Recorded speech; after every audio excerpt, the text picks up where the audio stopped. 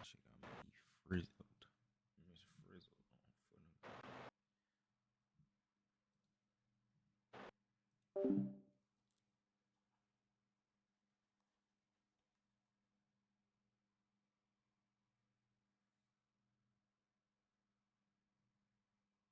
Alright,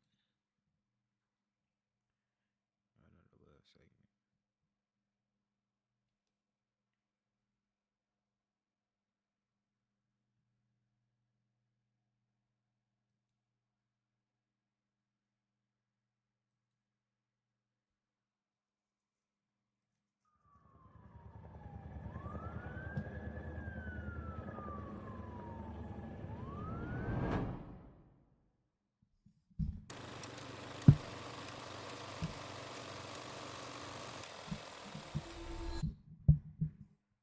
The FiveM situation is way more dramatic than we all thought. Anonymous insiders have just revealed the entire story, filled with betrayal, corruption, backstabbing, and Rockstar's shady takeover. We're talking about stolen money, fake developers, and even private investigators showing up at people's houses. This story is so insane, there could have been a whole Netflix series made out of it. This isn't just another modding drama, it's one of the biggest betrayals in GTA history, but let's start from the beginning. 2014, the year when a developer known as NT Authority Come on, chat.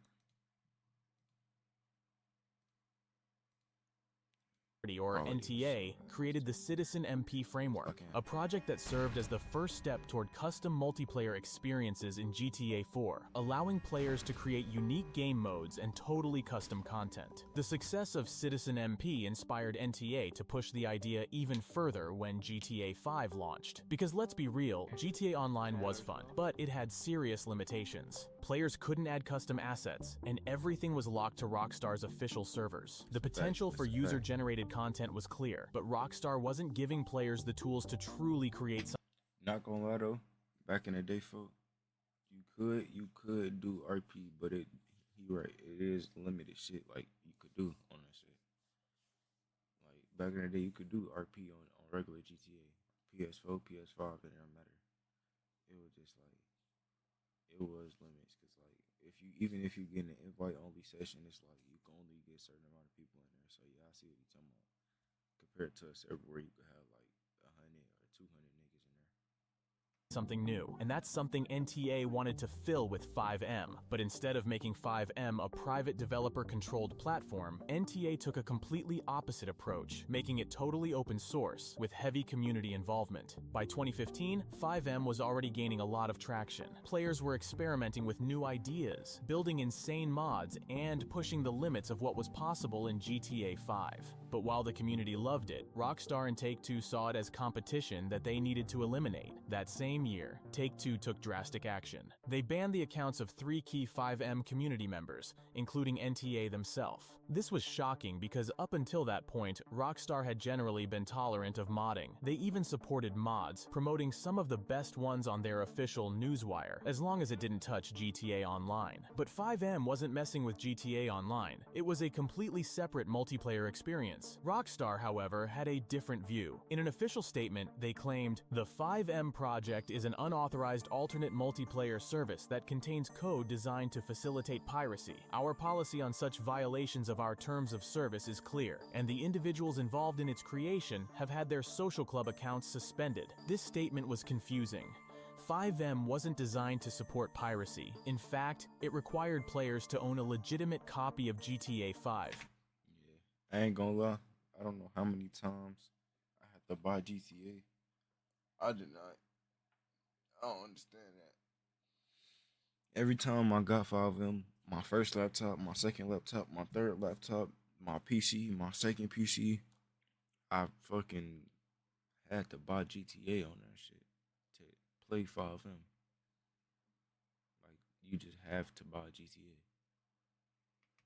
Yet, Rockstar treated it as a direct threat. A few months later, Rockstar did something unbelievable. They sent private investigators to NTA's home, demanding a complete cessation of any FiveM-related activity. When NTA refused, they handed them another cease and desist letter, While the exact contents of this letter were never revealed, it's safe to assume Rockstar was ordering them to shut FiveM down completely. But they didn't stop there. Rockstar even sent spies into FiveM's private chat rooms, infiltrating conversations and later using them as evidence in legal proceedings in the court. And this wasn't some legal battle between two tech giants, it was Rockstar and Take-Two, a massive corporation trying not only to shut down, but mentally break a 23-year-old developer who had nothing but the player's best interests in mind. Here's how NTA described the whole incident. So, I just got a pair of PIs at my door claiming to be sent by Take-Two, handing me a phone with a person somewhere in the UK or US or whatever to discuss how to cease my activities with regard to Grand Theft Auto. That they know what happened before with Activision and want to not get the lawyers involved at this time.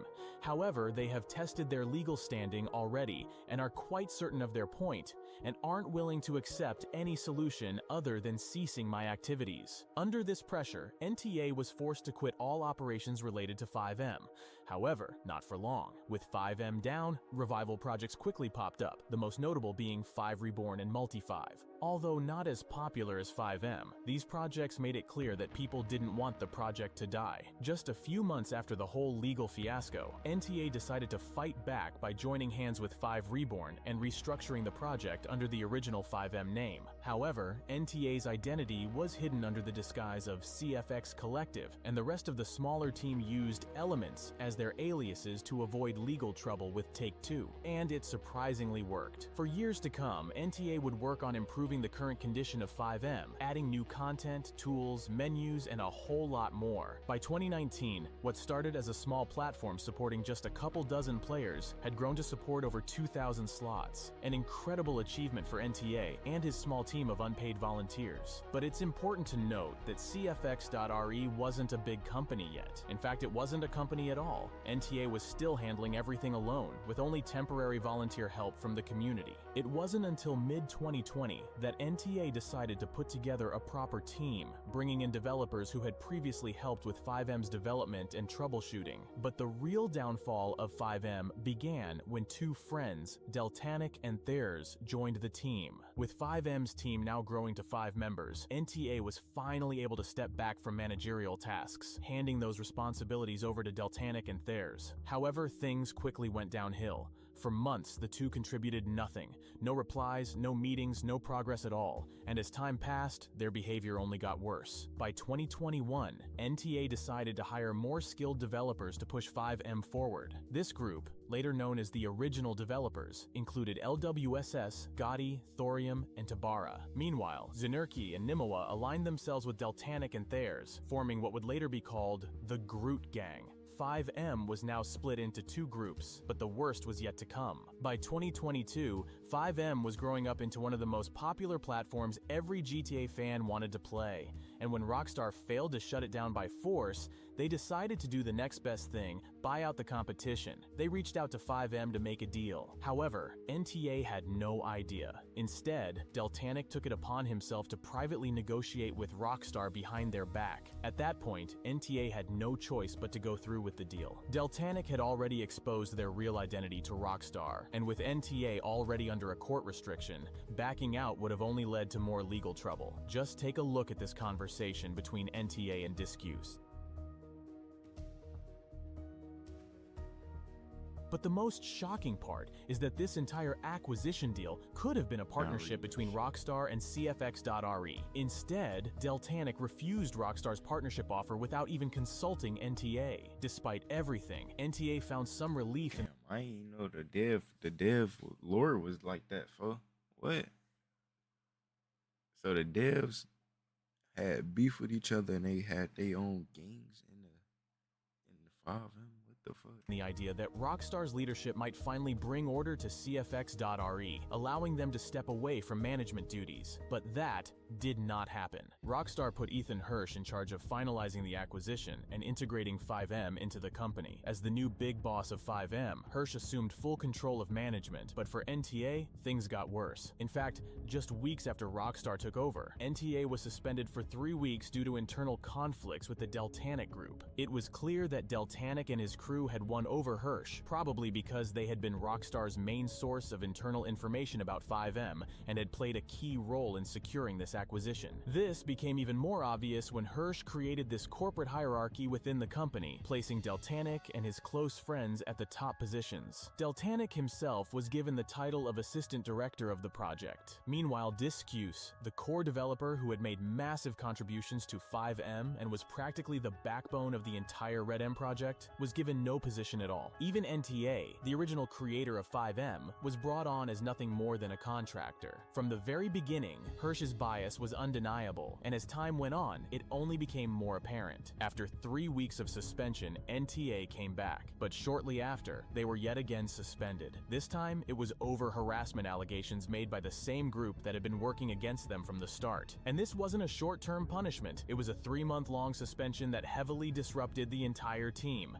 Except, this time, the suspension never lifted. In fact, after 3 months had passed, Rockstar announced that they've decided to terminate NTA's contract for good. Of course, it came as a shock and caused a lot of disruption in the team, since no other developer had the same experience as NTA. After the acquisition, FiveM was technically part of Rockstar, but the team wasn't treated that way. Even months later, they still had zero access to GTA 5's source code, despite now being under Rockstar's umbrella. To make things even more frustrating, Rockstar's infamous 2022 security breach had already leaked the source code to the public, yet the actual FiveM developers were still left in the dark. Instead of being given the resources to properly integrate and improve FiveM, the team was forced to continue reverse engineering exploits, a painstaking process that took weeks or even months to fix, which could easily have been resolved within minutes. However, internal conflicts and personal drama were not the biggest problems for FiveM. The management had always been rocky, but with Rockstar in control now, things only spiraled further downhill. Not only did Hirsch dismantle an already struggling team, but Rockstar sealed FiveM's fate by replacing CFX.RE's terms of service with a new platform license agreement. At first, the PLA didn't seem drastically different from FiveM's TOS, but there was one critical change that turned everything upside down: the way Hirsch handled enforcement. It was unnecessarily hostile and even unfairly biased. The enforcement team began flooding server owners with warnings and takedown threats over the most random brand-related assets. But that wasn't the actual problem here. These takedowns just seemed more targeted. Many server owners reported receiving harsh penalties, while others, using the exact same assets, got away without a scratch. Some servers were wiped out overnight, losing assets that had taken years to build, while others mysteriously remained untouched. The favoritism was obvious, and for many in the community, this was the moment FiveM truly started to fall apart. One of the biggest victims of Rockstar's aggressive and unfair enforcement was Rockstar Mischief, or RSM, a growing FiveM server that suffered a massive loss of players due to sudden and selective takedown actions. Unlike some servers that seemed to get a free pass, RSM found itself directly in the crosshairs, and its owner, Nex, decided to speak up about it and boycott FiveM altogether. This wasn't just bad enforcement, it was favoritism, plain and simple. Massive servers like NoPixel and Complexo were left untouched,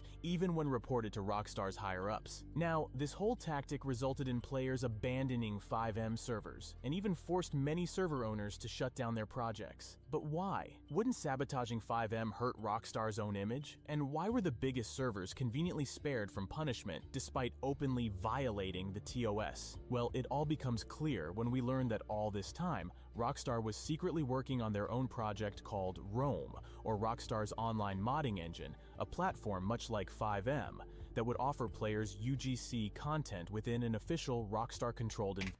And that's what they want to do the whole time. I ain't gonna lie. They want to shut down 5 of them so they could start their own Rockstar Rome bullshit. It's still gonna be the same lame ass cars, same lame ass clothes, fake Balenciaga, fake like nigga. We don't want that shit. We don't want that, brother. Like maybe if Rockstar want to be this fucking big of a company, how about y'all go sponsor with Balenciaga, bro? They literally sponsor with Fortnite. They will sponsor with y'all, bro. But y'all want to shut down 5 of them when y'all could do the same exact shit, bro. And 5 of them still bringing y'all more money and look, cause y'all niggas gotta buy GTA to play 5M. environment. And apparently Rockstar had a deal with some big server owners over at FiveM, convincing them to jump ship and bring their entire player base over to... FiveM is literally free. You just need to buy GTA to play. FiveM is free. Rome when it launches. Despite FiveM still pulling in hundreds of thousands of players daily, its overall state was actually crumbling. Longtime community members, server owners, and fans were growing increasingly frustrated. However, due to Rockstar's ridiculously strict communication policies, even the team members who actually wanted to solve these problems weren't allowed to address them publicly. Things got further out of control when stolen or cracked assets were being resold through escrow, with people charging money for content they didn't even own. However, FiveM management did nothing about it. Every complaint either went completely ignored or got a lazy solved tag slapped on the ticket. To make matters worse, some server owners started exploiting bots to increase their player counts, giving them an unfair advantage over others who had actually worked hundreds of hours and spent tons of money growing their servers organically. Then came the rise of fake upvote services, with people using credit card fraud, order cancellations, and stolen accounts to buy or resell fraudulent boosts. Upper management, or the Groot Gang,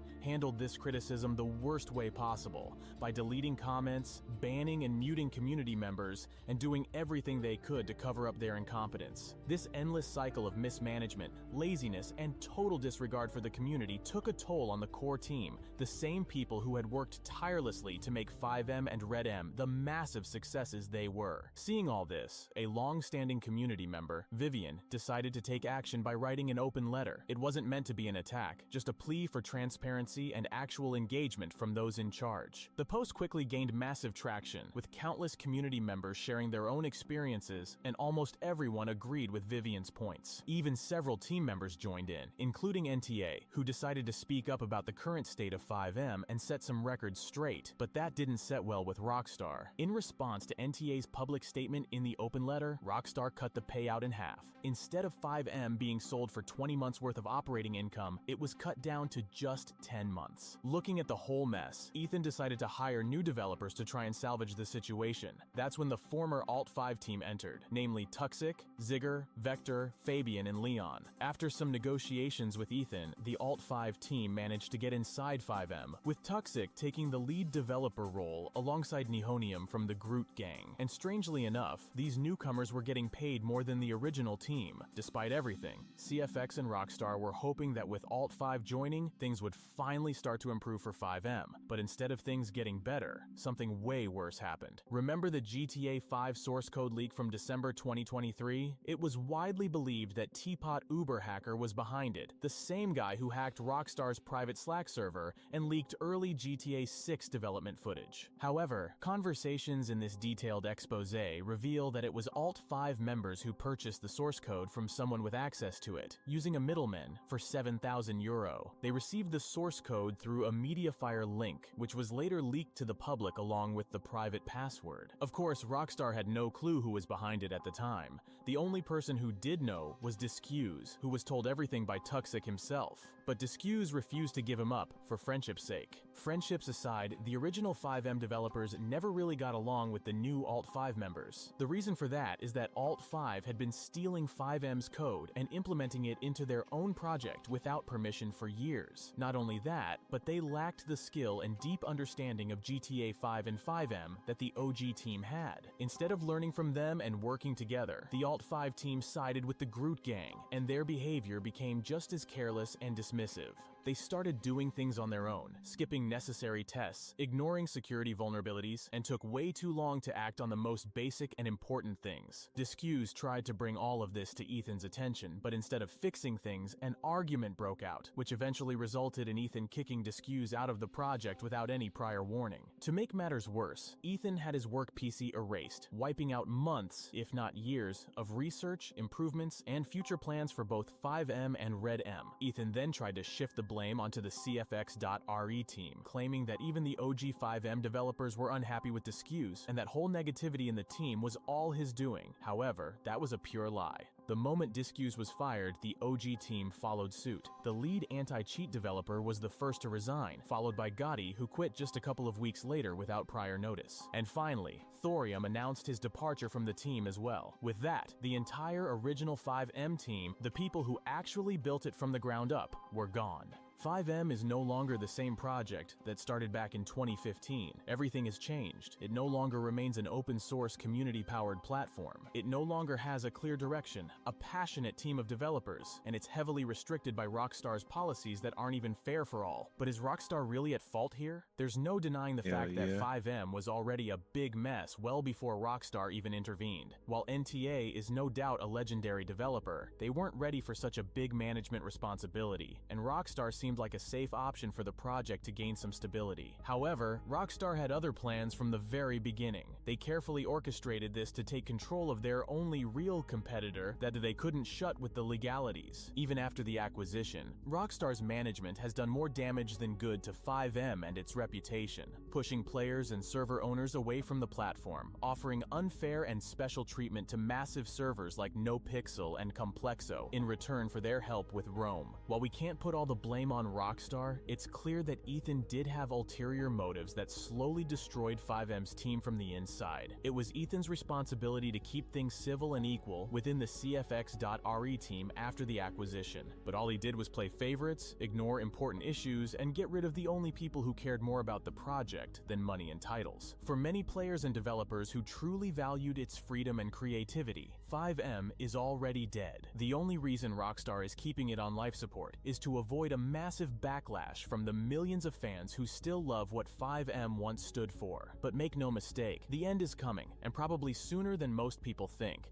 With GTA 6 coming, Rockstar has likely already mapped out its plans for Rome, their very own official modding platform. And they won't be doing it alone. They've brought major FiveM players like NoPixel, Complexo, and others onto their side, ensuring that when the switch happens, they'll already have a loyal base ready to jump ship. It's a slow and calculated takeover, one that was never about supporting FiveM, but about replacing it entirely. There's still so much more to unpack. Betrayals, backstabbing, stolen assets, and broken promises. But in the end, it all leads to one undeniable truth. This is the end of an era. FiveM, as the community knew it, is gone, and Rockstar is ready to take full control of what comes next. Damn, ain't gonna lie. RIP 5M. I'm low-key ready for GTA 6 though. I'm finna grab me a console. We on the El Gato chat. Is that the vibe? RIP 5M, man. RIP 5M. 5M was definitely good. I lasted. 5M ran a long ass time though, bro. 5M was popping for a minute.